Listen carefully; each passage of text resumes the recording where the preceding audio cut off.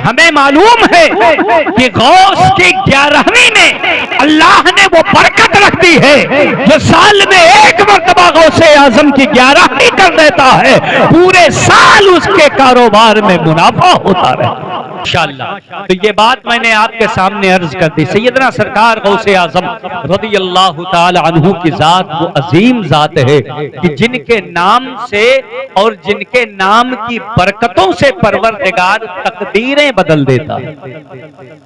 अल्लाह रब्बुल इज्जत तकदीरें बदल देता है। ये मैं नहीं कहता, हमारे सिर्फ बरेलवी उलमा नहीं कहते, आला हजरत फाजिले बरेलवी ही ने नहीं कहा, सूफिया ही ने नहीं कहा, बल्कि डॉक्टर इकबाल ने कहा था, निगाहे मर्दे मोमिन से बदल जाती है तकदीरें, जो हो ज़ौक़े यकी पैदा तो कट जाती है जंजीरें। न देख इन खरका पोशों को, इरादत हो तो देख इनको, यदे बैज़ा लिए बैठे हैं अपनी आस्तीनों। कौन कहता है कि गौसे आजम के नाम में तासीर नहीं है? कौन कहता है कि गौसे आजम के नाम में बरकतें नहीं है? डॉक्टर इकबाल ने कहा था, जिसे पूरी दुनिया मुफक्किर मानती है, जो लोग 11वीं के मुनकिर हैं वो लोग भी डॉक्टर इकबाल को मानते हैं और उसे मुफक्किर मानते हैं। अल्लामा और फहामा क्या क्या कहते हैं, कम से कम हमारी सही बात पर तुम्हें यकीन नहीं होता तो कम से कम डॉक्टर इकबाल के फिक्र ही को समझ लेते और ये जान लेते कि डॉक्टर इकबाल ने कहा था, निगाहे मर्दे मोमिन से बदल जाती है तकदीरें। जो मर्दे मोमिन होता है जब वो निगाह उठा देता है तो लोगों के दिल की दुनिया बदल जाया करती है, लोगों की तकदीरें बदल जाया करती हैं। जब निगाहे मर्दे मोमिन का ये आलम है जिसके बारे में हुजूर ने फरमाया था, इत्तकू बिफरासितिल मोमिन फइन्नहु यंजुरु बिनूरिल्लाह। ऐ दुनिया वालों, मोमिन की निगाहे बातनी से डरो, इसलिए कि वो अल्लाह के नूर से देखा करता है। जब मोमिन अल्लाह के नूर से देखता है तो मोमिनों के अंदर मकाम बुलंद सूफिया का होता है, सूफिया में अतकिया का होता है, औलिया का होता है, और जो औलिया के सरदार है उनका नाम गौसे आजम है। जब मोमिन की निगाह का ये आलम है तो गौसे आजम की निगाह का आलम क्या होगा, गौसे आजम की बसीरत का आलम क्या होगा, गौसे आजम की बसारत का आलम क्या होगा, गौसे आजम की निगाह का आलम क्या होगा। यही वजह है कि आप खुद फरमाते हैं, ऐ दुनिया वालों, मेरी निगाह देखना चाहते हो तो देखो, नज़र तो इला बिलादिल्लाहि जमा का खरदलतिन अला हुक्म इत्तिसाली। मैंने रूए जमीन को अपने निगाहों के सामने ऐसे देखा है जैसे तुम राई का दाना हथेलियों पे देखा करते हो।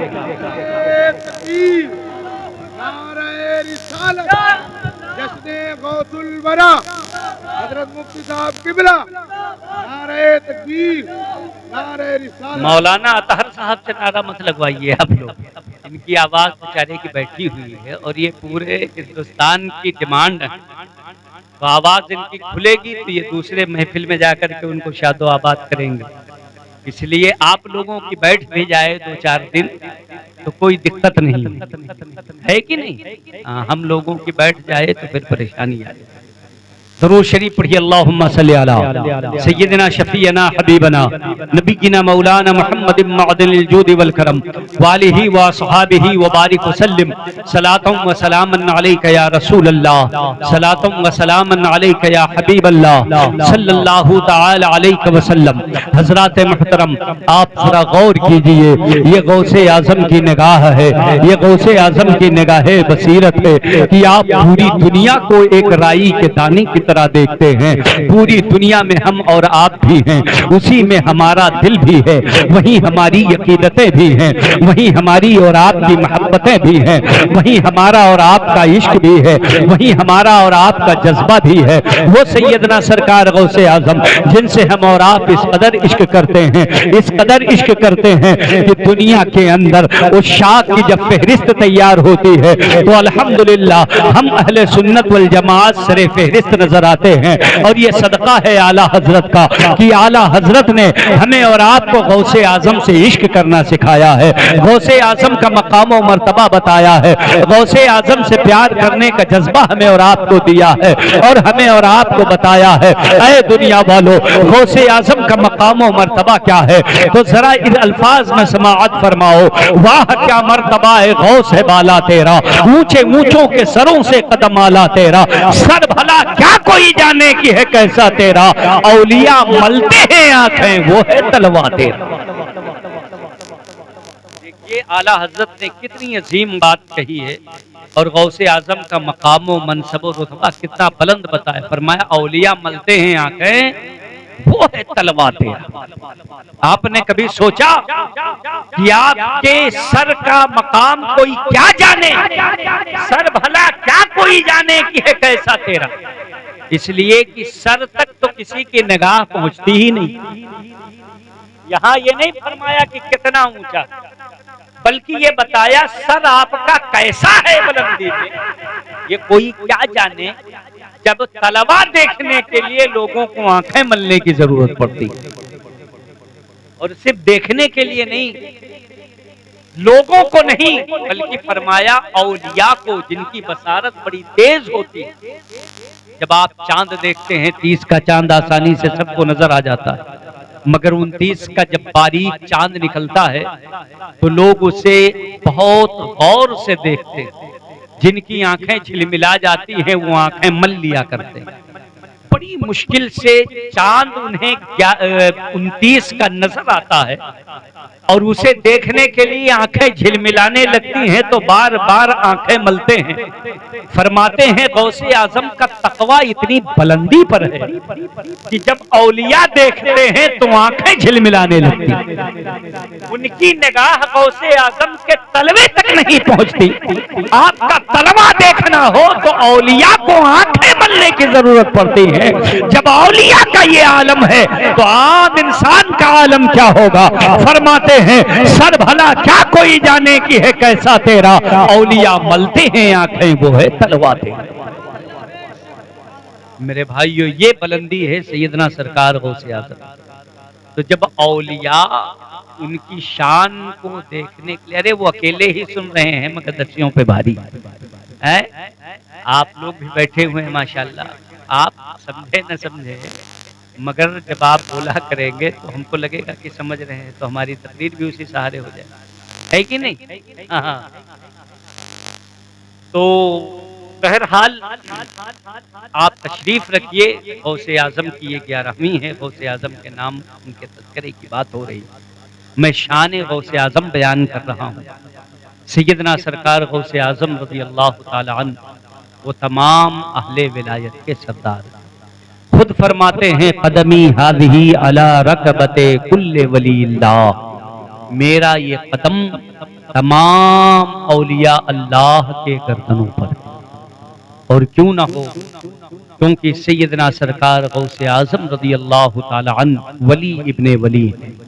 आप खुद भी वली हैं, आपकी वालिदा भी वलिया हैं, आपके माँ आपके दादा भी वली हैं, आपके नाना भी वली हैं, आपका पूरा खानदान विलायत के मनसब पे फाइज, सबको विलायत का फजल मिला हुआ है। वो सैयदना सरकार गौसे आजम हैं कि जब तशरीफ लाते हैं दुनिया में तो हम और आप बड़े होकर भी रोजा छोड़ देते हैं, मगर गौसे आजम आलमे शीरखारी में अहदे तफली में दूध पीने के जमाने में भी आप रोजे की पाबंदी करते हैं।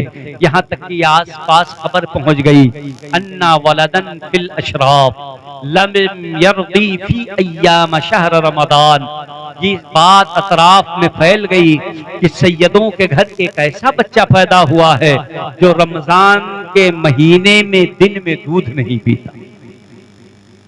जरा बोलें, ये कोई मामूली बात नहीं है। आप रमजान शरीफ में दिन में दूध नहीं पीते थे, ये खबर मशहूर हो गई। 29 का चांद मुश्तबा हो गया, लोगों को पता नहीं चल पा रहा था कि चांद हुआ है कि नहीं हुआ है। आए सैयदना सरकार गौसे आजम के घर घराने में कि वहां सादात रहते बसते हैं, वो सब लोग सब बासफा हैं, सब अहलुल्लाह हैं, तकवा और तहारत वाले हैं, सौमो सलात के पाबंद हैं, साहिबे कश्फो करामत हैं। इनके घर की करामतें हमेशा देखी गई थी, आपके आबाओ अजदाद की करामतें भी देखी गई थी, आपके आबाओ अजदाद की करामतें भी दिखी थी, और आपके वालिद का तकवा भी बहुत मशहूर था कि बचपन ही से इस कदर मुत्तकी और परहेजगार थे, इतने देनदार थे, इतने शरीफुल नफ्स थे, इतने शरीफुल तबा थे कि एक मर्तबा रोजे की हालत में दरिया के किनारे से गुजर रहे थे, मगरिब का वक्त होने वाला था, रोजा खोलने की जरूरत पड़ी, सोचा करीब में दरिया बहता है, चलो बहते हुए दरिया का पानी पीकर के रोजा इफ्तार कर लिया जाए।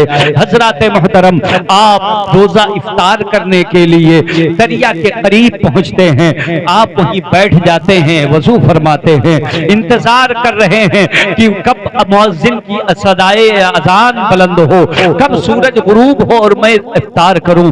बैठे हुए हैं, आप सोच रहे हैं इसी बहते हुए दरिया के पानी से वजू किया है, इसी से इफ्तार कर लिया जाएगा। इतने में आप क्या देखते हैं, आपकी नजर पड़ती है कि दरिया में उसी किनारे एक सेब बहता हुआ चला आ रहा है, बड़ा तरोताजा सेब है, अभी किसी शाखे से टूटा हुआ है, बड़ा तरोताजा दिख रहा है। आपने गैर शऊरी के आलम में उस सेब को उठा लिया, अपने हाथ में ले लिया। जब मुअज्जिन की सदाए अजान बुलंद हुई, सूरज गुरूब हुआ, तो आपने वो सेब इफ्तार में खा करके इस्तेमाल किया।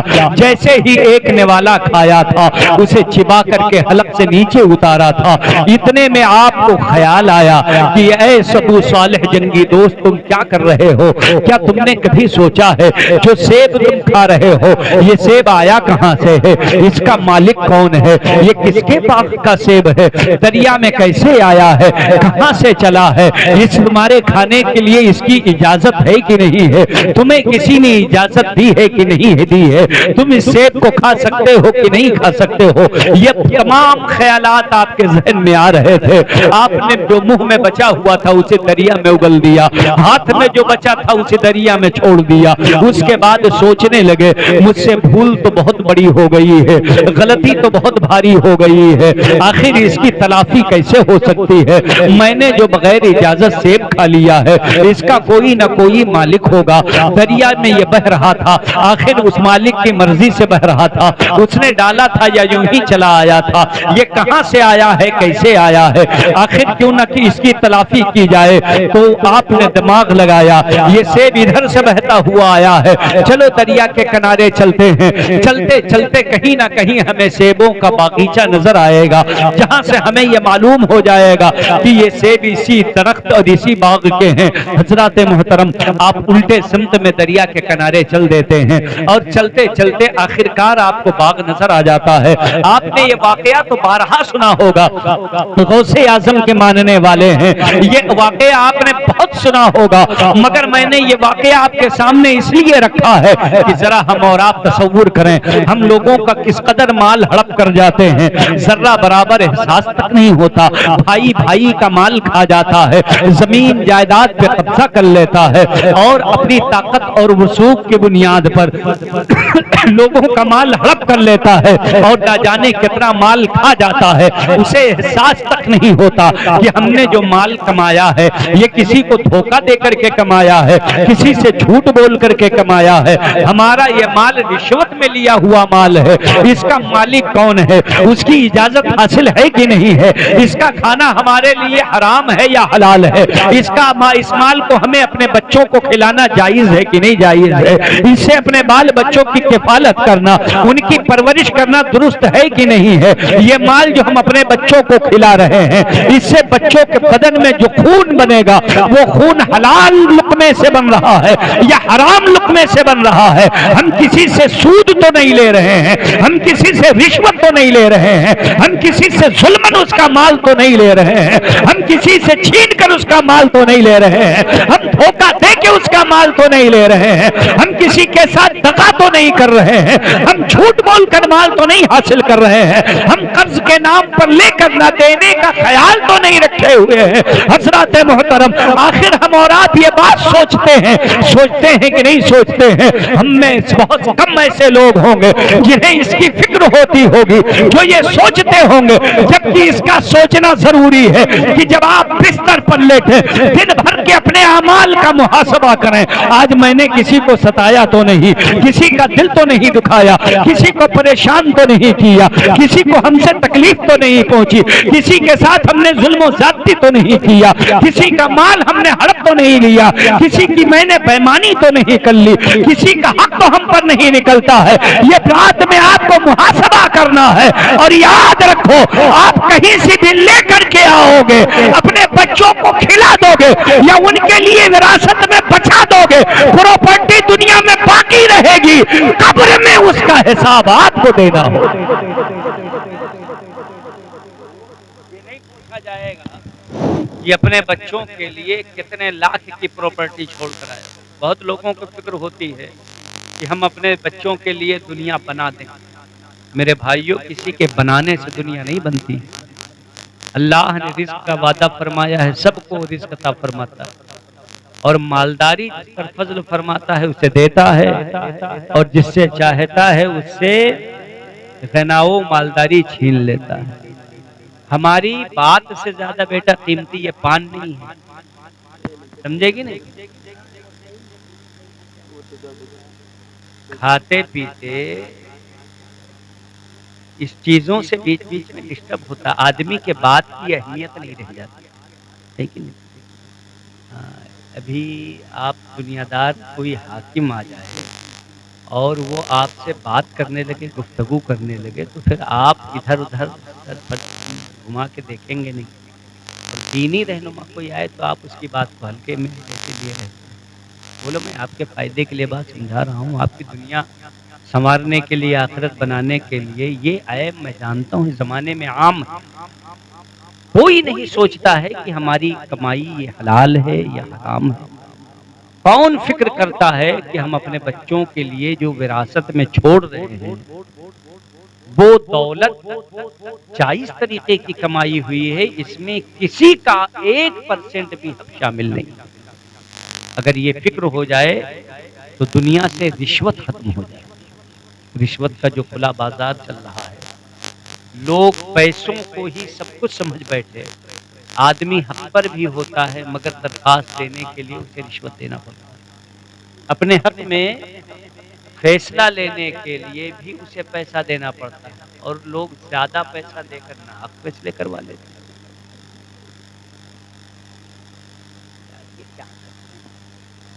ये लोग, आप लोग कह रहे थे कि बात समझने के लिए वहां बैठे हैं, हमको तो लग रहा है समझाने के लिए वहां बात हो रही है। आपकी आवाज मुझ तक आ रही है। अगर पंचायत और महफिल ही रखना है अपनी निजी, तो अलग रखते हैं। हर दिन तो आप महफिलों में रहते हैं, अपने दोस्तों से बात करते हैं। बड़ी ताज्जुब की बात है, मैं इतनी देर से आपको समझा रहा हूँ कि थोड़ा तवज्जो दे करके घंटा आधा घंटा हमारी भी बात सुनिए, मगर आप तो ये जो लोग बिल्कुल तवज्जो नहीं देते, इन्हें कलमा तक याद नहीं होता। बड़े अफसोस की बात, जिंदगी गुजर जाती है ला इलाहा इल्लल्लाह पढ़ते हैं, अत्तहियात को अत्ते अत्ते अत्ते अत्ते करते करते, बल्कि तिकाह पढ़ाने चले जाओ, ईमान मुफस्सल और मुजमल पढ़ाने लगो, तो घर वाले कहते हैं हजरत फुटकर पढ़ाइए। वो जो है फुटकर के अलावा ये निकाह तक नहीं पढ़ पाते। फुटकर पढ़ाए, आमन्तु बिल्लाहि, है ना, ऐसे फुटकर करवा के पढ़वाते हैं। उनसे डायरेक्ट है तो आमन्तु बिल्लाहि व मलाइकतिही व कुतुबिही व रुसुलिही वल यौमिल आखिर, तो बेचारों से नहीं हो पाता। नहीं हो पाता तो कम से कम उलमा की बात तो सुनो, उनके करीब आओ, उनसे दीन सीखो। न सीखा है, न सीखने की चाहत, न उनके करीब आना है, न बात सुनना है, न महफिल में बैठना है। महफिल क्या, माहौल भी खराब करना, आसपास हंसी मस्खरे ठट्ठा करना। ये बताइए, ये कौन सी अक्लमंदी है जिसको 2 रकात नमाज पढ़ना ना आता हो, 1 मर्तबा सही से सजदा करना ना आता हो, कायदे से खड़े होकर वजू चेक कर लो, वजू नहीं हो पाता। हम और आप कैसे मुसलमान हैं? किस चीज़ के मुस्लिम? दीन जो हमें और आपको अल्लाह के हबीब ने दिया, उस दीन को हमने किस कदर फॉलो किया, कहां तक हम और आप उस पर अमल कर रहे हैं। और जरूरी है अमल करना। आप ये ना समझो, हल्के में मत लो। हालात बड़े नासाजगार हैं, आप बखूब जानते हैं। आपको आपके दीन की वजह से टारगेट किया जाता है। कोई गलती नहीं होती है, मगर सिर्फ ये कि नाम हमारा और आपका दीनदारी वाला है। तो फिर ये नहीं देखते कि आप कहते हो हम इतने दीनदार नहीं है, दाढ़ी नहीं रखते हैं, अमामा बांध के नहीं चलते, जुब्बा नहीं पहनते, मगर उस वक्त न अमामा देखा जाता है, न दाढ़ी देखी जाती है, नाम से देखा जाता है और परेशान किया जाता है। नाम ही इसकी वजह से ना जाने जो मुमकिना कोशिश हो जाती है, उस तरीके से परेशान किया जाता है, नाजायज तरीके से। लोगों को मालूम भी रहता है कि इनकी गलतियां नहीं हैं, मगर उनके ऊपर गलतियां बांध कर थोप कर उठा करके जेलों में ठूस दिया जाता है कि नहीं? एक तो वाकयात नहीं है, सैकड़ों हजारों की तादाद में खामोश आप अपनी बात नहीं कहते। क्या हुआ बरेली शरीफ? कोई वहां पर जंग लड़ने नहीं गया था, इस्लामिया इंटर कॉलेज में बैठ करके अपने गम का और अपना एहतजाज दर्ज करवाना, मगर जिसे बनाना होता है वो जो चाहता है बना देता है ना। तो अल्लाह का अमान मांगिए इस वक्त। ये हमारी बदामालियों का नतीजा है। हम और आप जो कर रहे हैं, जो हमारे और आपके तौर तरीके हैं, इसी वजह से हम पर अजाब मुसल्लत। मेरे भाइयों, वक्त बड़ा नाजुक है, दौर बड़ा खराब है। ऐसे वक्त में शामते आमाल अगर चाहिए तो आपको अल्लाह की तरफ रुजू करना होगा, आपको अल्लाह से लौ लगाना होगा, दिल अपना जोड़ना होगा, अल्लाह रब्बुल इज्जत के महबूब बंदों के करीब आना होगा। मैंने इसीलिए ये आयत पढ़ी थी कि अल्लाह के वलियों को कोई डर नहीं होता है और दुनिया अल्लाह वालों को डराने की कोशिश भी ना करे, इसलिए कि अल्लाह वालों के जो हिसार में आ जाता है, गौसे आजम वो उस वली का नाम है कि जो कादरी हो जाता है, उसका आलम ये होता है क्या दबे जिस पे हिमायत का हो बन जाते हैं। शेर को खतरे में लाता नहीं कुत्ता तेरा, बताए इस निशानी के जो सग हैं नहीं मारे जाते। क्लियर कट फैसला है, न वो दुनिया में मारे जाते हैं न आखिरत में मारे जाते हैं, मगर इस निशानी के सग तो बनो। दिल में गौसे आजम का एहतराम तो पैदा करो, ऐसे बनो तो कि हमारी किस्मत की कसम खाएं सगाने बगदाद, हिंद में भी हूं तो देता रहूं पहराते। गौसे आजम के वफादार बन जाओ, सारा डर खौफ दिल से निकल जाएगा, दुनिया की जालिम ताकतों का जुल्म कट जाएगा और वो लाख कोशिशें करते रहेंगे, जैसे गरीब नवाज, हिंद अल वली दुश्मन लगे रहे मगर उन्हें तकलीफ नहीं पहुंचा सके, और जैसे सैयदे सालार मसूद गाजी बहराइच में तशरीफ लाए, दुश्मन आपके मुखालिफ उस वक्त थे, आज भी हैं, और अहले ईमान के मुखालिफीन कयामत तक बाकी रहेंगे, मगर गाजी सरकार की शान और अजमत में न उस वक्त कमी आई थी न आज कमी आई है। यही हाल गरीब नवाज का है, यही हाल तमाम औलिया अल्लाह का है। इस निशानी के जो सग हैं नहीं मारे जाते, हश्र तक मेरे गले में रहे पट्टा थे। सुभान अल्लाह। बेशक आज वक्त है संभलने का, सुधरने का, अब भी मौका है, गनीमत है। आप अपने आप को बदलो, अल्लाह वालों के लाइन पर आओ, उनके रास्ते पर आओ, उनके जरिए अपने दिल को मुस्तफा का मदीना बनाओ। अल्लाह वालों के नक्शे कदम पे चलो, उनके राह पे चलो, उनकी मोहब्बत अपने दिल में बिठाओ, इसलिए कि जो अल्लाह वालों से कट जाता है, गौसे आजम की ग्यारहवीं से जो दूर हो जाता है, फिर वो कटी पतंग हो जाता है, उसको हर जगह डर और खौफ और खतरा रहता ही। इसके लिए एक मिशन चलाया गया, कुछ मौलवी नुमा हजरात को पैदा किया गया, जिन्होंने कहा 11वीं करना हराम है, शिर्क है, बिदात है, ना जाए, 11वीं ना किया करो।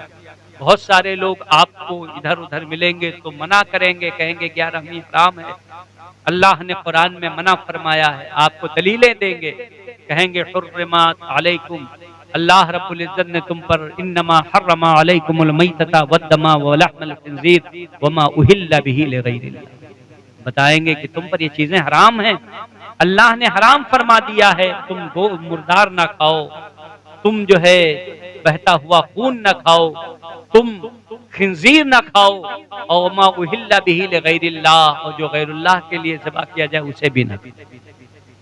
और कहेंगे गैरहमी में ये जानवर गैरुल्लाह के लिए ज़बह किए जाते, धोखा देने की कोशिश, वो गैरहमी से रोकना चाहते हैं, आपका रिश्ता गौसे आजम से काटना चाहते हैं, और हम अहले सुन्नत वल जमाअत आपका रिश्ता जोड़ना चाहते हैं। यही वजह है कि अहले सुन्नत तुम्हें सिखाते हैं कि जब दुआ करो तो कहो या अल्लाह कादरी कर, कादरी रख, कादरियों में उठा, कदरे अब्दुल कादरी कुदरत नुमा के वास्ते। बेशक सुभान अल्लाह। समझ में आई बात? तो हम गौसे आजम से आपको जोड़ना चाहते हैं। बहुत सारे लोग आपको गौसे आजम से दूर करना चाहते हैं, मगर आप कादरी बनकर रहिए, दुनिया में भी कामयाब रहेंगे, आखिरत में भी कामयाब रहेंगे। गौसे आजम के मुरीदों में हैं तो हर मुश्किल आसान हो जाएगी। अगर आपका लौ सही मानों में गौसे आजम से लगा हुआ, वाकई आप गौसे आजम के मिशन पर हैं। गौसे आजम का मिशन मैं बता रहा था कि उनके वालिद ने एक बहता हुआ सेब खा लिया, दिल में फौरन ख्याल आया कि इसका मालिक कौन है, उसने इजाजत हमें दी है कि नहीं दी है, हम इसे खा सकते हैं या नहीं खा सकते हैं।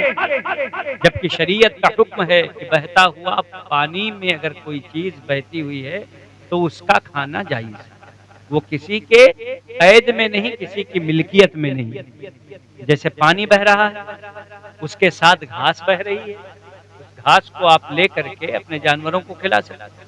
पानी के साथ मछलियां बह रही हैं, वो किसी की मिल्कियत में नहीं, बहती हुई पानी की मछलियां, उसका कोई मालिक नहीं है कि मैंने तुम्हें इजाजत दे दी, पैसा ले लिया, जाओ 1 किलो मारो। हाँ, जब तुमने मार लिया, पकड़ लिया, फिर लाकर तुम मालिक हो गए, अपने कब्जे में ले लिया, अब उसे बेच दिया। तो जो पानी के ताबे होकर पानी के साथ बहे, वो उसका कोई मालिक नहीं होता, वो सबके लिए जायज है। पानी के ताबे होकर सेब बहे, पानी के साथ बह रहा तो बहते हुए पानी के तहत है, तो वो जायज है सबके लिए, शरीयत का ये हुक्म है। मगर ये तकवा है गौसे आजम के वालिद कि जायज चीज को भी फतवा पर नहीं बल्कि तकवा पर अमल किया, और अपने दिल का तकवा इतना बुलंद दिखाया कि जो लोग खाना चाहते हो खा सकते हैं, मगर मैं वालिद हूं गौसे आजम का, मुझे दुनिया को पीराने पीर देना है, रोशन जमीर देना है, शेख अब्दुल कादिर देना है, मेरी नस्ल में तमाम अहले विलायत का सरदार जलवागर होगा, इसलिए दुनिया खाए तो खा सकता है, शेख अब्दुल कादिर का बाप बहते हुए सेब को नहीं खा सकता। क्या बात है, नारे तकबीर, नारे रिसालत, नारे रिसालत, मसलके आला हजरत जश्न गौसल वरा, नारे तकबीर, नारे रिसालत। क्या बात है मेरे भाइयों। फिर उसके बदले में आपने जाकर खुद साहिबे बाग के पास पहुंचे, हजरत अब्दुल्ला सुमई का बाग था, वो भी अहले विलायत थे, विलायत के मनसबो मकाम पर फाइज थे। आप मादरजाद वली हैं, वली इब्ने वली हैं, पूरा का पूरा खानदान ददियालो ननिहाल वो सब विलायत के आफ्ताबो महताब हैं। हजरत अब्दुल्ला सुमई के पास आप खड़े हुए सादतमंदाना अंदाज में और कहने लगे, हुजूर मुझसे गलती हो गई। पूछते हैं क्या गलती हुई, क्या तुमने काम गलत कर डाला? कहा मैं आपके बाग का सेब बहता हुआ जा रहा था, मैंने उसे खा लिया है। कहा फिर मैं माफी मांगने के लिए आया। आजमाया जाता है, जब आदमी किसी के अंदर क्वालिटी देखता है तो घिसना शुरू कर देता है, जब लगे कि ये सोना है तो रगड़ा जाता है। कोयले को कोई रगड़ता और तपाता नहीं है, जब पता चलता है, मालूम हो जाता है कि ये हीरा है तो उसे तपाया जाता है। अगर मालूम होता है कि ये सोना है तो उसे गला के कुंदन बनाया जाता है, वरना पत्थरों को लोग फेंक दिया करते हैं, उसे अपने दामन में रखना भी गवारा नहीं करते। घर की अलमारियों में कौन सजाएगा, कोयले को फेंक दिया जाता है, कोई उसे अहमियत नहीं देता है। अब्दुल्ला सुमई ने फिरासत से पहचान लिया कि जब इसका दिल इतना पाक है कि एक सेब की माफी के लिए ये आया है, वरना को लोगों का करोड़ों का माल हड़प कर जाते हैं, डकार तक नहीं लेते। लोग तो इतने बड़े जरी हैं कि हराम खाते हैं, दिल में पछतावा तक नहीं होता। समझ गए कि दिल का पाक साफ है, लड़का बड़ा नेक है, मुत्तकी परहेजगार लगता है। सोचा और इसे तपा के कुंदन किया जाए। कहने लगे गलती की माफी मांगने आए हो, ये माफी ऐसे नहीं मिलेगी। कहा फिर इसके लिए क्या करना होगा? कहा 12 साल तक हमारे यहाँ इस बाग की मुलाजिमत करनी है। क्या बात है पूरा, सुभान अल्लाह, नौकरी करनी होगी, देखभाल करना होगा 12 साल। नहीं पूछा कि एक दिन की मजदूरी इतनी है, आपके बाग के सेब कितने रुपया किलो बिकते हैं? मार्केट रेट लगा कीमत नहीं, तुमसे गलती हुई, हम करेंगे, आप कितने में राजी हो जाएंगे? 12 साल में राजी हो जाएंगे? बोले हाँ 12 साल आप इसकी में निगरानी कीजिए। ये भी चाहत थी कि 12 साल ये बच्चा मेरे करीब रहे, मैं शबाना रोज इसकी होनहारी देखता रहूं, तकवा तहारत इबादत वगैरह से मुत्तफिक हो जाऊं, मुतमईन हो जाऊं, देख लूं नेक है कि नहीं है। 12 साल के लिए राजी हो गए। ठीक, 12 साल आप मेहरबानी कीजिए, हमारे बाग की रखवाली कीजिए, आपकी गलती माफ हो जाएगी। 12 साल तक जब उन्होंने आपको अपने मेयार के मुताबिक सही देखा तो कहने लगे 12 साल पूरा हुआ, जाऊं? बोले कहाँ जाना, कहाँ है? जो यहाँ आ जाता है वो यही का हो के रह जाता है। क्या बात है, बहुत खूब माशाल्लाह। बोले अब जाएं हजरत का? जाना नहीं है, एक शर्त और है। हमारी एक लड़की है जो आंखों से अंधी है, हाथों से लूली है, पैरों से लंगड़ी है, ज़बान से गूंगी है, उसे तुम्हें उससे शादी करना होगा। बोलो शर्त मंजूर है? सोचने लगे जिंदगी है कैसे काटी जाएगी, ऐसी लड़की के साथ रिश्ता निभाना पूरी जिंदगी। यहाँ तो नाक टेढ़ी होती है तो घर वाले मना कर देते हैं, जी, होंठ मोटी होती है, दांत बराबर नहीं होते, उंगलियां सही सलामत सीधी नहीं होती, हाइट नाटा लंबा हो, जिन चीजों पर आदमी का अपना इख्तियार नहीं होता, लोग मना कर देते हैं, शादी के लिए कोई राजी नहीं होता। मगर हजरत अब्दुल्ला सुमई की साहबजादी और हजरत अबू सालेह जंगी दोस्त आप के सामने ये शर्तें रखी गई। सोचने लगे ये बड़ी मुश्किल बात है, शरीके सफर का इंतखाब, उसकी खूबियां ऐसी ऐसी, ये खूबियां है, चल भी नहीं पाती, उसको उठा पिटना पड़ेगा दिन रात, हाथ से लूली है, खाना भी खिलाना पड़ेगा, देख भी नहीं पाती है, बोल भी नहीं पाती है कि कुछ कहिए दे, न देख कर इशारा कर सकती, न जबान से बोल सकती, कैसे जिंदगी कटेगी मेरे भाइयों? मगर कहा दुनिया चंद रोजा है, जैसे तैसे कटती जाएगी, आखिरत असल, आखिरत में हम सुरखरू रहना चाहते हैं, वहां हमारा दामन ना फंसे। दुनिया तो जैसे तैसे कट ही जाएगी, दुनिया छप्पर में भी कट जाती है, जो छप्पर में रहते हैं, गर्मी बरसात ठंडी उनकी भी कटती है, जो महलों में रहते हैं उनकी भी कटती है, जो एसी चलाते हैं उनकी भी कटती है, जो खेतों में धान लगाते हैं उनकी भी कटती है। मर उन्हें भी जाना है, मर इन्हें भी जाना है। जो कोटे का गल्ला खाते हैं पेट उनका भी भर जाता है, 12 घंटे के बाद भूख लगती है, और जो बासमती चावल खाते हैं उनका भी पेट भरता है और भूख लगती है टाइम। वक्त गुजरने के बाद सबका हाल ये है कि पेट खाली ही हो जाता है, भूख लगती ही लगती है। इतनी देर के बाद एक आप मुस्कुराए, गौर से सुन लें, खुदा की आपकी मोहब्बत हो तो हमारी, मैं रात भर तकरीर करता हूं। तो उन्होंने सोचा जिंदगी तो जैसे भी हो कट ही जाना है, और वक्त आने के बाद मर जाना है। कब्र अच्छी हो, हश्र अच्छी हो, आखिरत अच्छी हो, वहां सुरखरू रहे। चलो ठीक है, ये शर्त भी मंजूर। उन्होंने अनजाने में, मालूम नहीं था कि ये जो ऐब बताए जा रहे हैं दर हकीकत ये खूबियां हैं।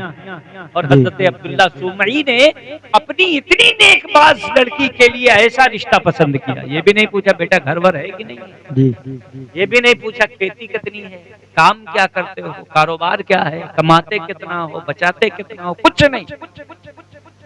नेक बेटी है, अच्छे बेटे से रिश्ते का इंतखाब करना है। बेटा देखा तो 12 साल में आजमाया कि नमाजी है, पाबंद है, वक्त का, कौल का, बात का, अल्लाह रब्बुल इज्जत का इतना डर इसके दिल में है, खौफ आखिरत का इसके दिल में है, दुनिया कोई माना नहीं रखती है। फिर पता नहीं लगाया, बेटी का रिश्ता करने के लिए उन्हें राजी किया और रिश्ता कर भी दिया। ये गौसे आजम के वालिद हैं और जिनके बारे में बताया वो वालिदा हैं। आंखों से अंधी इसलिए बताया क्योंकि गुनाहों का कोई काम नहीं देखा, पैरों से किसी गुनाह की तरफ चलकर नहीं गई, हाथों से कोई गुनाह का काम नहीं किया, कानों से कोई ऐसी बात नहीं सुनी। नेक, मुत्तकी, परहेजगार, अफीफा, तैयबा, ताहिरा, आबिदा, जाहिदा, उनके ज़ुहद, उनकी इताअत, उनके तक़वे का ये आलम है कि गोया की उनकी सिफत ये बयान की गई कि गुनाहों के मामले में आंखों से वो अंधी हैं, उन्होंने गुनाह देखा ही नहीं, ऐब और गुनाह की बातें सुना ही नहीं, कोई गलत काम हाथों से किया ही नहीं। इतनी मुत्तकिया, इतनी परहेजगार, इतनी अफीफा, तैयबा, ताहिरा है। हजरात मोहतरम, जरा तसव्वुर कीजिए, हम और आप अपने बच्चियों के रिश्तों के इंतखाब के लिए लड़कों को देखते हैं तो क्या देखते हैं कि वो दुकान चलाता है, कमाता कितना है, बचाता कितना है, कितना फैशन करता है, इससे नहीं लेना देना, वो क्या क्या करता है कोई नहीं पूछता। हद यह है कि आखिरकार बहुत सारे रिश्ते बाद में पता चलता है कि लड़का नशेबाज है, कोई गोली खाता है, कोई इंजेक्शन लगाता है, कोई अल्कोहल आमेज चीजें पीता है, कोई बियर पीता है, कोई शराब पीता है, और उसके बाद घर में आकर जब ना किसी के हुकूक का ख्याल रखा जाता है तो लड़ाइयां शुरू हो जाती हैं। बड़े अरमानों से जो शादी की जाती है वो आखिरकार हमारे और आपके लिए जिंदगी में अजीरन बन जाती है। मेरे भाइयों, तो गौसे आजम के घराने से हमें ये मामूल मिला है, किसी का हक ना खाओ, जो नेवाला खाओ उस नेवाले को चेक कर लो कि ये हराम है या हलाल। क्या बात है, सुभान अल्लाह, सुभान अल्लाह। ये 11वीं महफिल 11वीं का ये पैगाम, उनके घर से हमें ये अमल मिला है कि हमारे घर की बच्चियां गुनाहों से दूर रहें, हम लोगों के रिश्तों का इंतखाब दीनदारी की बुनियाद पर हो, न माल, न दौलत, न घर, न कुरिया, न जायदाद, न मकान, इसलिए कि जिसको दीनदारी ही दी है अल्लाह ने उसे तमाम दौलतें, नेमतें अता फरमाई। मेरे भाइयों, तो ये गौसे आजम का घर घराना है, पूरा घर अहले विलायत हैं।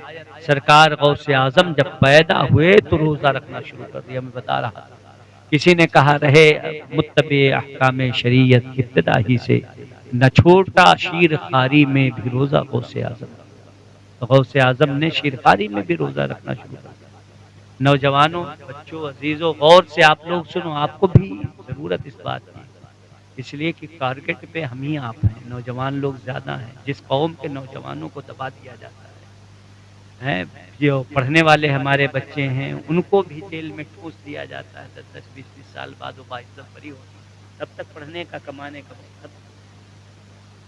तो ऐसे हालात से बचने के लिए दीनदारी की तरफ, अल्लाह की पनाह में आओ, औलिया अल्लाह के दामन में आओ, अल्लाह से तौबा इस्तिग़फ़ार करते रहो कि कोई भी नागहानी मुसीबतों, आफत हम पर, आप पर नाजिल ना हो। कहीं भी, किसी वक्त भी, किसी मोड़ पर भी, किसी हालात में भी हमें और आपको मुसीबतें घेर सकती है, कोई वजह ना हो, हम बहुत पाक दामन, मगर मुसीबतें जब घेरना होता है तो कहीं ना कहीं से अपना रास्ता बनाना, अपने तौर पर ही वो कुछ न कुछ करके, और फिर उसके बाद आप पर वो इल्जाम डाल दिया जाएगा बहरहाल हमें और आपको ऐसे खतरनाक पोजीशन में ज्यादा से ज्यादा अपने दिल को साफ करो, अपने ख्यालात को साफ करो, ख्वाबे खरगोश में मस्त मत रहो, दुनिया में डूबे मत रहो, बल्कि अल्लाह की तरफ रुजू करो, तौबा करो, दिल पाक रखो, सहन पाक रखो, फिर गौसे आजम की पनाह और गौसे आजम के हिसारे कादरियत में आओ। ये कहते रहो कादरी कर कादरी रख कादरियों में उठा, कदरे अब्दुल कादरी कुदरत नुमा के वास्ते।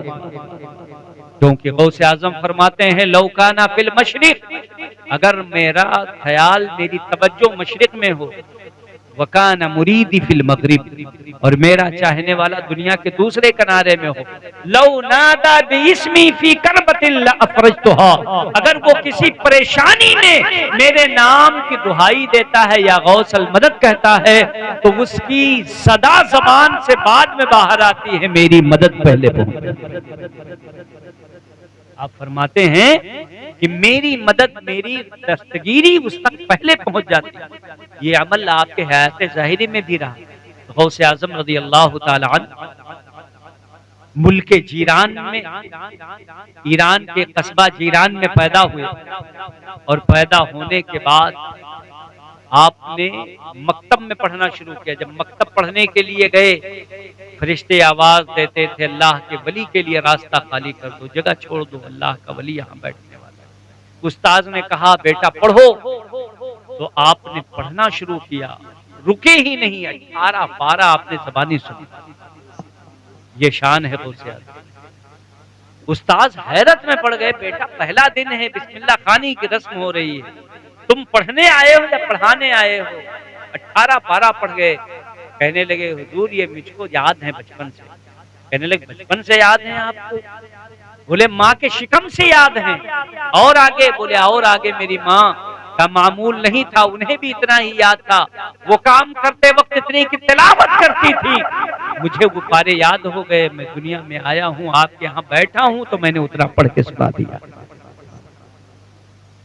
माँ बाप के, आज साइंस भी ये कहती है कि माँ बाप का असर बच्चों पे पड़ता है, खास तौर पर माएं जिस वक्त बच्चों की परवरिश करती हैं, तो उनके हरकातों सकनात, उनके अमल, उनके जबान, उनके कैरेक्टर का असर उनके बच्चे पे नुमाया दिखाई देता है। साइंस कहती है आराम करो, बिला वजह टेंशन मत लो, घबराहट वाले काम मत करो, अपने जहन को मुंतशिर मत करो, एक सुई रखो, इसलिए कि आपके पेट में बच्चे की परवरिश हो रही है, उस पर गलत असर पड़ सकता है। साइंस आज कहती है, हमारे गौसे आजम ने बहुत पहले बता दिया कि माओं की किरदार और अमल का असर उनके बच्चों पे पड़ा करता है। तो हमारी माओ बहनों को भी अपने आप को सुधारना चाहिए। हमें हमारी माओ बहनों को भी दुनियादारी में कम पड़ के आखिरत की तरफ लौ लगाना चाहिए, दिल लगाना चाहिए। कलमा और तस्बीह से अपनी ज़बानें तर रखनी चाहिए, दरूद शरीफ पढ़ते रहना चाहिए। मर्द हजरात मस्जिद में जाकर अल्लामा अतहर चिश्ती के पीछे नमाज पढ़ें, और हमारी माएँ बहनें अपने घरों पे नमाज पढ़ें, घरों पे मुसल्ला बिछाएं, नमाज का वक्त हो, जब अजान हो तो अपने घर पे सिहन में, बरामदे में, बेडरूम में, किचन में, आंगन में, जहां भी जगह साफ सुथरी हो, मुसल्ला बिछा के नमाज पढ़ें।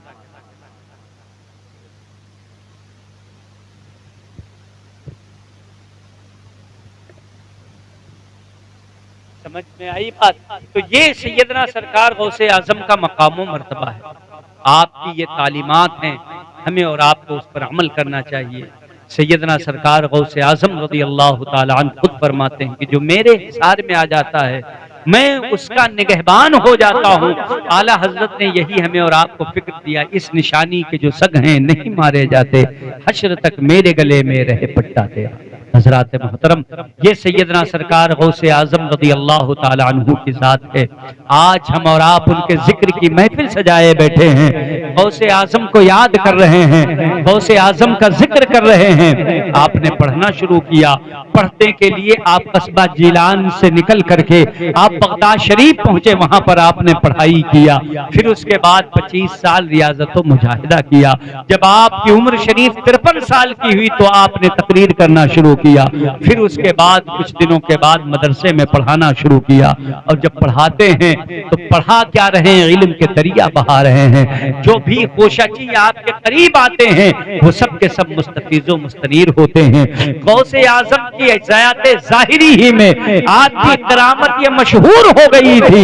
अल्लाह ताला ने वो मकाम व मर्तबा अता फरमाया था कि जिस मुर्दे को आप ठोकर मार देते थे वो मुर्दा जिंदा होकर बैठ जाया करता था।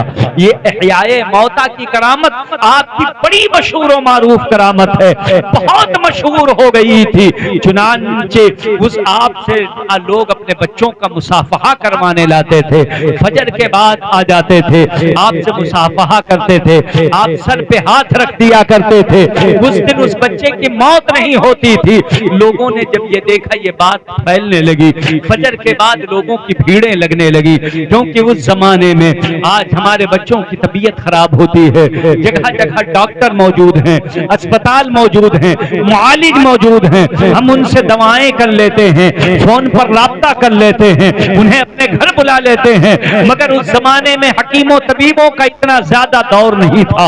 उस जमाने में दुआएं मांग मांग कर हम लोगों के माँ बाप रात गुजारा करते थे, दिन गुजारा करते थे। एक नुस्खा मिला था कि गौसे आजम से मुलाकात करने के बाद वो बच्चा बलाओं से बच जाता है, आफतों से बच जाता है। फजर के बाद लाइन लग जाया करती थी। एक माँ थी जिसकी एक ही बेटा था, वो बेटे को लेकर के रोजाना आती गौसे आजम के बारगाह में पहुंचती और मुसाफहा करवाती। मुसाफहा करवाने के बाद सर पे हाथ रखवाती, मुतमईन होकर अपने घर चली जाती।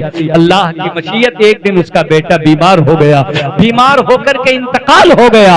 उसने सोचा चलो सैयदना गौसे आजम की बारगाह में हम शिकायत करते हैं। उनके बारगाह में पहुंच करके अपनी इल्तिजा पेश करते हैं और उनसे हम कहेंगे ऐ गौसे आजम, हमारा इकलौता बेटा है, आपसे मिलकर गया है, ये बच्चा मर कैसे गया। जब वहां पहुंची तो देख क्या रही है कि आप अपने दरसगाह में बच्चों को पढ़ा रहे हैं, जज्ब के आलम में है। पढ़ाते पढ़ाते बच्चों से फरमाते हैं मुंह तुम सब के सब मर जाओ, वो सब मर जाते हैं। फिर फरमाते हैं कूबू भी अजली, तुम मेरी हुक्म से उठ खड़े हो जाओ, वो सारे बच्चे जिंदा हो जाते हैं। उसने सोचा मौका बड़ा अच्छा है, महल बड़ा अच्छा है। उसने चुपके से जैसे ही आपने फरमाया ऐ बच्चों सबके सब मर जाओ, सारे बच्चे मर गए। उसी में उसने अपने बेटा को लटा दिया और सोचा जब गौसे आजम जिलाएंगे तो मेरा बेटा भी जी जाएगा। हजरात मोहतरम, उसने चुपके से अपने बेटे को उसी सब में लेटाया। आपने फरमाया कूमू बीज़नी, उठाओ मेरे हुक्म से। इतना सुनना था, सारे बच्चे जिंदा हो गए, मगर उस औरत का बेटा लेटा रहा। जब देखा कि मेरा बेटा बेहद हरकत है, खामोश लेटा हुआ है, तो अब वो गौसे आजम की तरफ मुखातब हुई, कहा हुजूर सारे बच्चे जिंदा हो गए, मेरा बेटा जिंदा नहीं हुआ। गौसे आजम फरमाते हैं तेरा बेटा मेरे कहने से नहीं मरा था, मेरे कहने से जो मरे थे वो मेरे कहने से उठकर बैठ गए हैं, वो जिंदा हो गए हैं। तुम उससे शिकायत क्यों करती है? तेरा बेटा मेरे कहने से नहीं मरा था। अब उसने दूसरा पैतरा बदला, कहा हुजूर ये बात तो सही है कि मैं आपके कहने से मेरे बेटे का इंतकाल नहीं हुआ है, मैं तो इसे मुर्दा ही लेकर आई थी, आपके बच्चों के सब में लिटा दिया था, मगर ऐ सरकार गौसे आजम ये हमारा इकलौता बेटा है, मैं आपसे सुबह मुलाकात करवा के ले गई हूँ, आपने सर पे हाथ भी रखा है, आपसे मुसाफा भी किया है, तो सारे बेटे नहीं मरते, मेरा बेटा कैसे मर गया? आप फरमाते हैं अच्छा ऐसी बात है, तुम हमसे मुसाफा करवा के लेकर गई हो? वो कहती हाँ हुजूर मेरा बेटा आपसे मिलकर गया है। आपने फजाओं में हाथ को बुलंद किया, एक झटका दिया, उसका बेटा उठकर बैठ गया।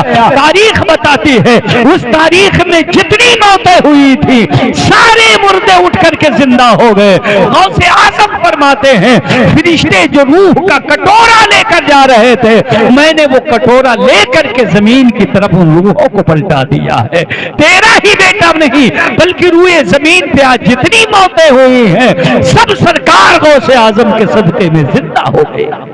नारे तकबीर, नारे तकबीर, नारे रिसालत, नारे रिसालत। मसलके आला हजरत, मसलके आला हजरत, जश्न बज़्म गौसुल वरा, जश्न बज़्म गौसुल वरा, नारे तकबीर, नारे रिसालत। ये सैयदना सरकार गौसे आजम की शान है, बड़ी जलाली नसर के मालिक हैं। उलमा फरमाते हैं जिस शख्स के कारोबार में बरकतें न हो रही हो वो गौसे आजम का साझा कर ले, कारोबार में कभी खसारा नहीं हो सकता।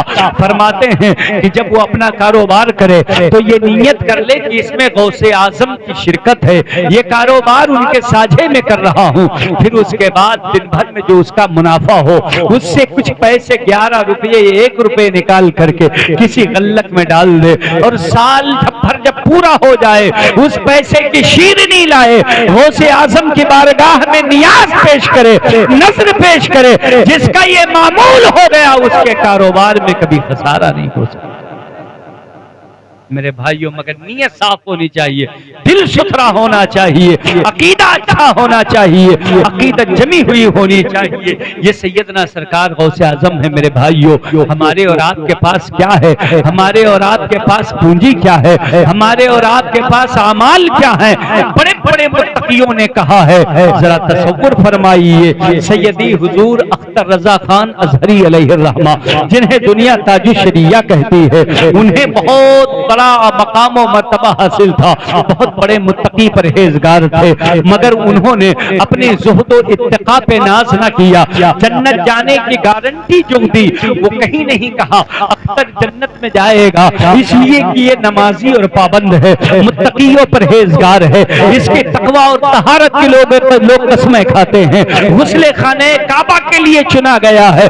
ये शर्फ हासिल है नहीं, बल्कि कहा ये इबादतें अपनी जगह पर हैं, मगर हमारा जो दावा है कि मैं अल्हम्दुलिल्लाह जन्नती हूँ वो ना नमाजी होने पर, न हाजी होने पर, न मुत्तकी होने पर, न परहेजगार होने पर, न तकवा पर है, न ताअत पर है, बल्कि जो मेरा दावा है वो उस कादरी निस्बत की वजह से है जो गौसे आजम के नाम की निस्बत लगी हुई है। आपने फरमाया अख्तर कादरी खुल्द में चल दिया, मतलब क्या है? अख्तर खुल्द में जा रहा है तो इसलिए नहीं कि इसने बहुत दीन का काम किया है, बड़ी किताबें लिखी हैं, बहुत फतवे लिखे हैं, बड़ी नमाजें पढ़ी हैं, बहुत बड़े हज किए हैं, बहुत उमरा किया है, कुरान की तिलावत कसरत से की है, लोगों का ख्याजत रवाई कसरत से की है, बल्कि आपने फरमाया मैंने जो अपने जन्नती होने का दावा किया इसलिए कि अख्तर के साथ अख्तर कादरी लिखा जाता है।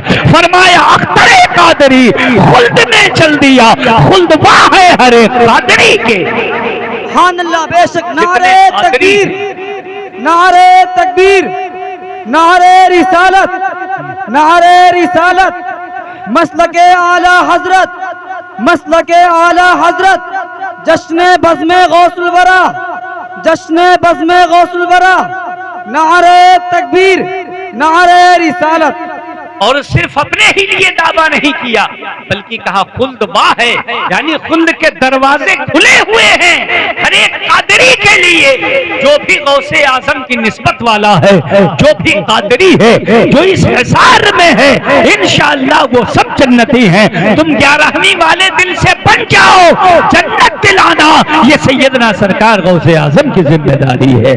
आपको अपने हिसार में लेना, इस निशानी के जो सदहे नहीं मारे जाते हश्र तक मेरे गले में रहे पट्टा तेरा। कादरी कर कादरी रख, कादरियों में उठा कदरे अब्दुल कादरी कुदरत नुमा के वास्ते। ऐ गौसे आजम के दीवानों, ऐ गौसे आजम के परवानों, ऐ गौसे आजम के मानने वालों, अल्लाह रब्बुल इज्जत ने गौसे आजम को वो मकाम और मर्तबा अता फरमाया है कि उनका चाहने वाला, उनका मानने वाला, उनका नाम लेवा, उनकी ग्यारही करने वाला वो अपने ऐसे हिसार में लेते हैं कि अल्हम्दुलिल्लाह जो कादरी हो जाता है वो बदमज़हब नहीं होता है, जो कादरी हो जाता है वो गुमराह नहीं होता है। इश्क़ और मारिफत के जितने सूते फोटे हैं वो सब कादरी गुलशन से निकल करके जाते हैं। जहां जहां अरबाबे मारिफत की बज़्म सजती है वहां कादरी गुलशन पाया जाता है। जहां जहां अरबाबे मारिफत की अंजुमन होती है वहां वहां कादरी निस्बत होती है। आला हज़रत फरमाते हैं हमें हमें और आपको बताते हैं मसराए चिश्त बुखारा कि इराक अजमेर कौन सी किश्त पे बरसा नहीं झाला तेरा, चाहे वो चिश्ती सिलसिला हो, चाहे वो नक्शबंदी सिलसिला हो, चाहे वो सुहरवर्दी सिलसिला हो, जितने सलासिल हैं मशाइख के, सब सिलसिलों में अगर किसी का नूर शामिल है तो वो गौसे आजम सरकार पीरे पीरा अब्दुल कादिर जिलानी का नूर है, जिसने तमाम सिलसिलों को जगमगा रखा।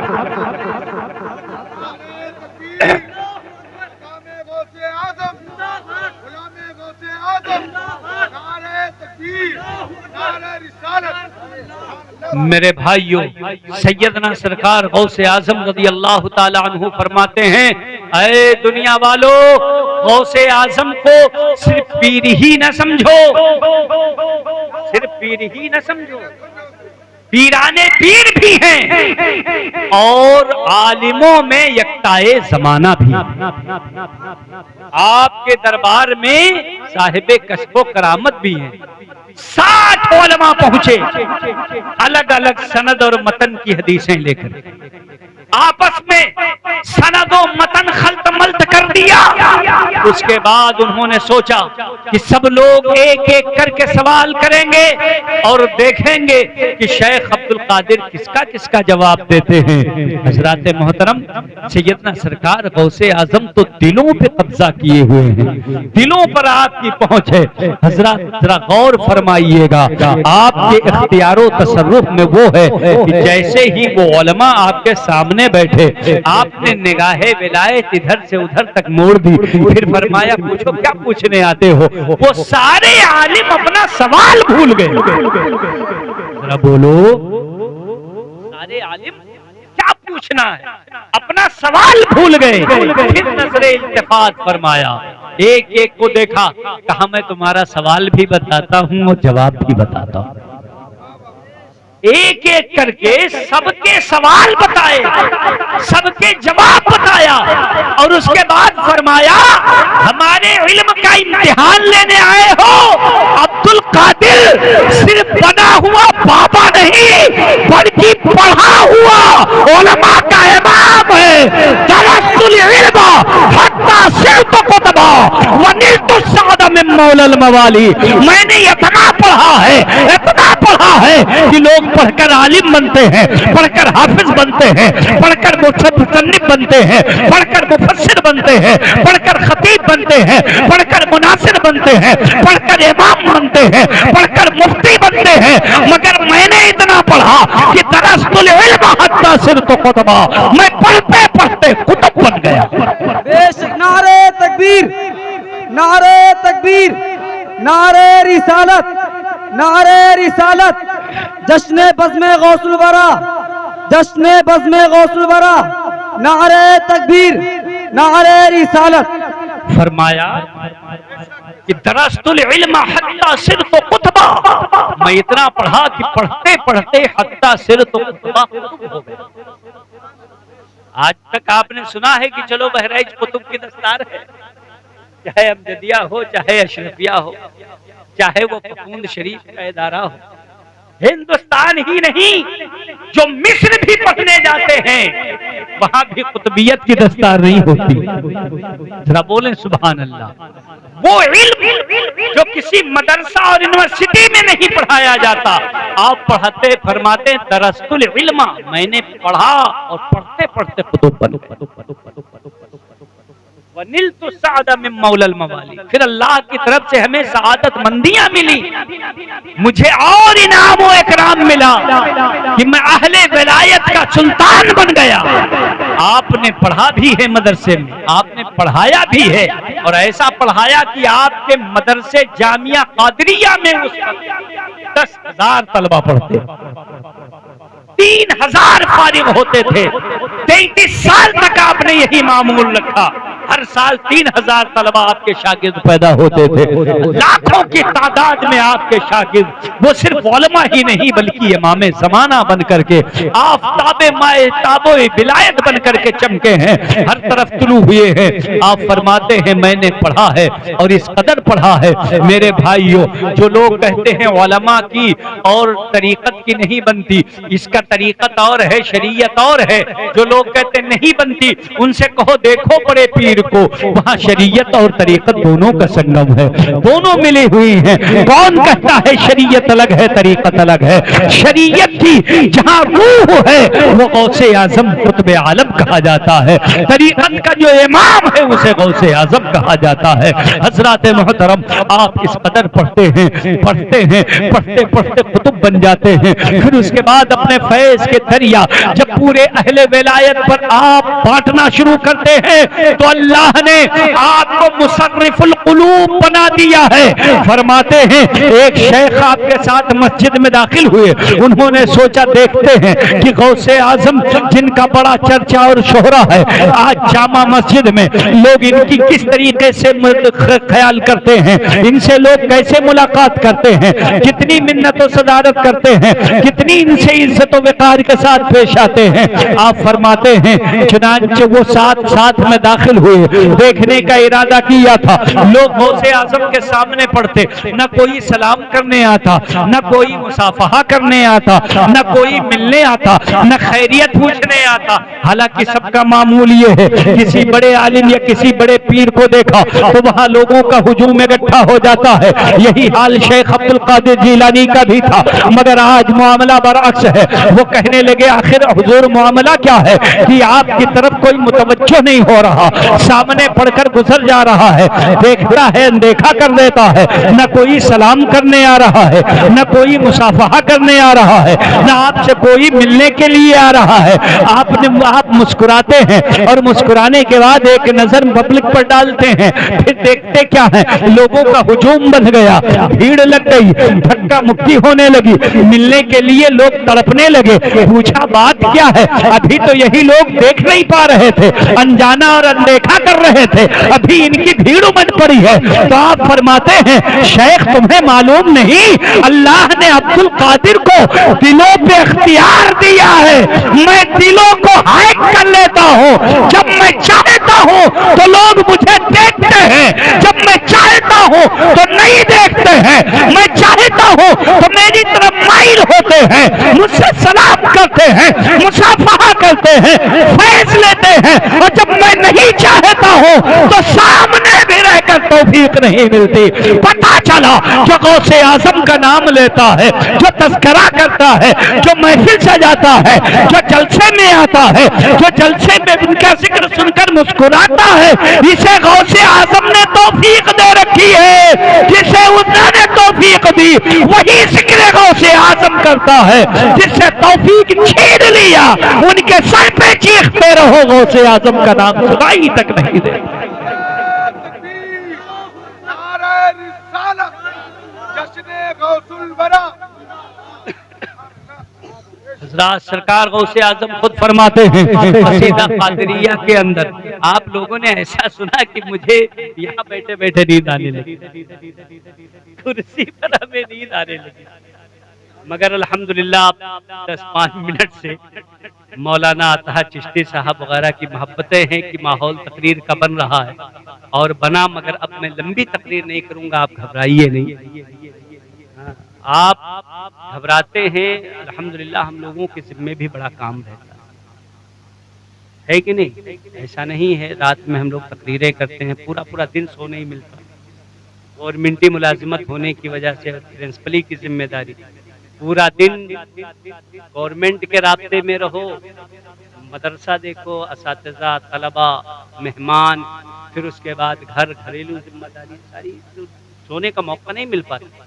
बड़ी मसरूफ जिंदगी, बड़ा मसरूफ वक्त होता है, मगर आप लोगों की मोहब्बत में कि जो अल्लाह ने इल्म दिया उससे कौम का भी कुछ भला होना चाहिए, है कि नहीं? तबलीग की नीयत से खुदा हम लोग तकरीर करने के लिए जाया करते हैं, कोई इतनी खास और चाहत नहीं होती, सिर्फ इतना मकसद